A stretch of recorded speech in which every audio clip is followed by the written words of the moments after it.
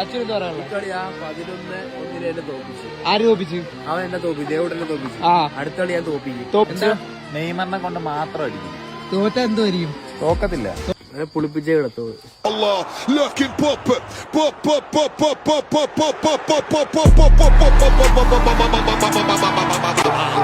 ദേവുട്ടന് തിരിച്ച് ഗോളടിക്കാൻ പറ്റുന്നില്ല. അച്ചുവിന്റെ second goal guys. അച്ചുവിന്റെ 3ാമത്തെ goal വന്നിരിക്കുകയാണ് ഗായ്സ്. ദേവുട്ടന്റെ ഫോർമേഷൻ മാറ്റുന്നുണ്ട്.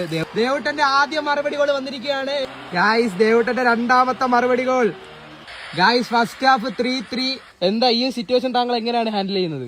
3-3 ആയി എങ്കിലും നമ്മൾ അടിക്കും ഗായ്സ്. ഫസ്റ്റ് കളി സമനില ആയതുകൊണ്ട് എക്സ്ട്രാ ടൈമിലേക്ക് പോവുകയാണ് ഗായ്സ്. ദേവുട്ടൻ കംബാക്ക് അടിച്ചിരിക്കുകയാണ് ഗായ്സ്. സ്കോർ ബോർഡ് 4-3 പോകുന്നു.